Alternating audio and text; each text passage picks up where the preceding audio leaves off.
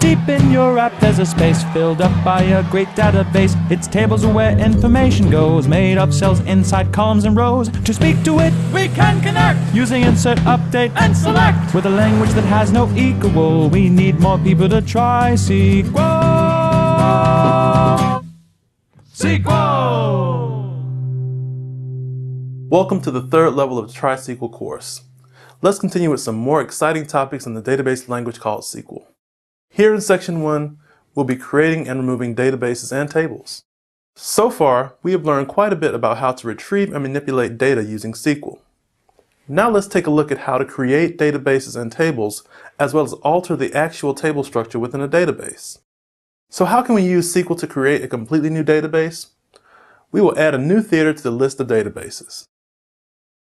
Our next task will be adding a new theater to the list of databases. But how can we do that using SQL?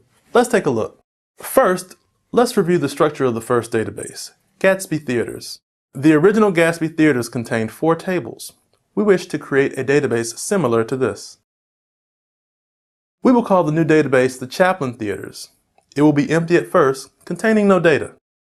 Taking a cue from the Gatsby Theaters, we know that we'll need 4 tables. Let's see how to get to that point.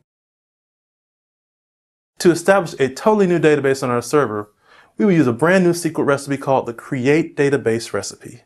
Basically, it starts with the Create Database key phrase, which is the SQL statement to create a database, followed by the name the database will have. We execute the Create Database statement and voila! We have a brand new database called the Chaplin Theaters. Since it is a new database, it is also an empty database, but we'll see how to change that very soon. Before we look at adding tables, structure, and data and all of those things to this new database, let's also see what it would take to completely remove a database. Scary, right? For example, say we realize that we don't need a new Chaplin Theaters database at all. How would we get rid of that? When we remove a database, be it old or new, it is known as dropping a database. So for that, we'll use what is called the drop database recipe. It starts with the drop database statement to remove the database, and is followed by the database we wish to remove. But be careful. When removing or dropping a database, it's important to remember that once the drop database statement is executed, the database and all of its contents will no longer be available. So, if we actually ran this SQL statement, the new Chaplin Theaters database would have been completely removed. But we're glad we didn't do that since we still have plans for it. Okay, let's assume we did not drop our database and that we still have our database set up for Chaplin Theaters. Let's see how to create a table inside of that database. We want to create a movies table inside of the Chaplin Theaters database that will hold data for other films that we wish to list. We will use the Create Table recipe to do this. The Create Table portion signals that a new table will be created on the database, followed by the name we want our table to have. A set of parentheses surrounds the table structure, while inside the parentheses, we state the name we wish the columns to have, followed by a data type. Now, don't be scared of these data types. They just tell us what kind of value the column must contain. When creating a table, every column must have a data type, and we use a comma to separate each column in our list.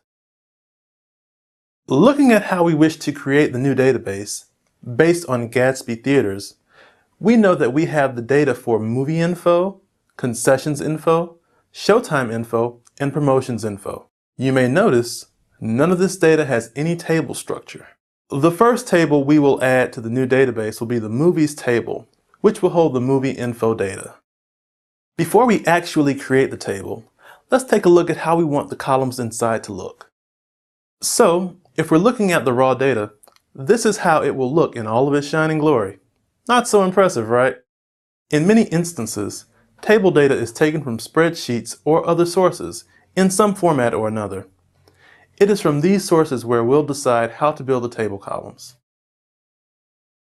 From the spreadsheet, we see that we have 4 columns of data. Each one of these columns has a different kind of value, which will help us determine how we will create new columns in the table.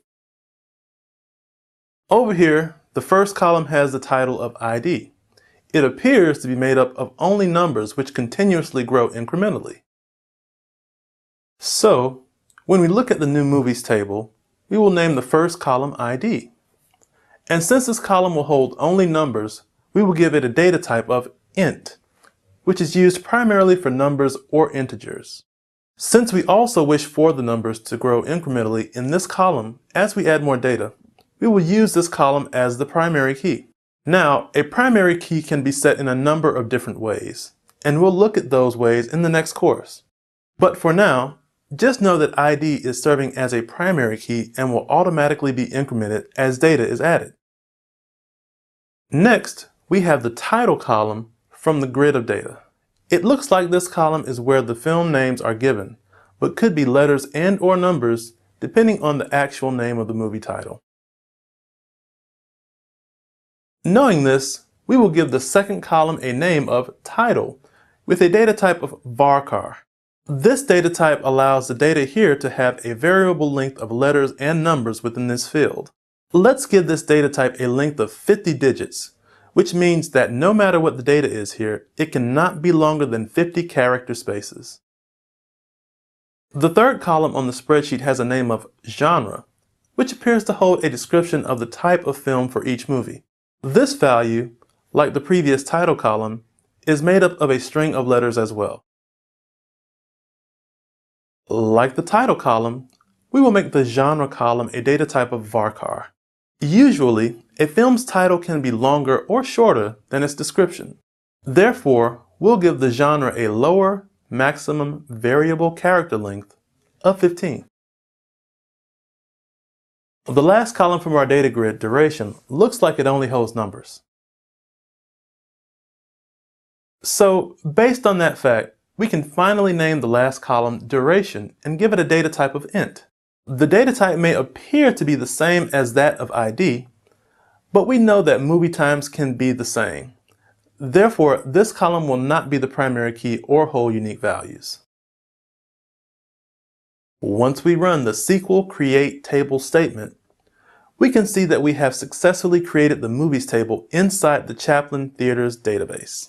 There are many different data types which can have a lot of different properties. More information on these can be found on the web in a number of places, but we'll leave this up to you to research as you wish. Looking at the new table, do we actually have any data inside of it? Not yet. So it looks like it's time to add, or insert, some data into the table, which we already know how to do. But let's say for some reason that the new table wasn't created correctly. How would we remove it from the Chaplin Theaters database? Like removing a database, we would drop a table from a database to remove it. Let's take a look. Here we have the drop table recipe, where we signify that a table is to be removed with the drop table statement, followed by the name of the table we want to remove. Looking at the Chaplin Theaters database, here's what would take place if we chose to remove the movies table from the database. We would run our drop table statement, removing the table from the database entirely. It would no longer be available to use by the Chaplin Theaters database. And that's all there is for this first section of Level 3. Now it's time for some more challenges, and we'll see you back in the next section.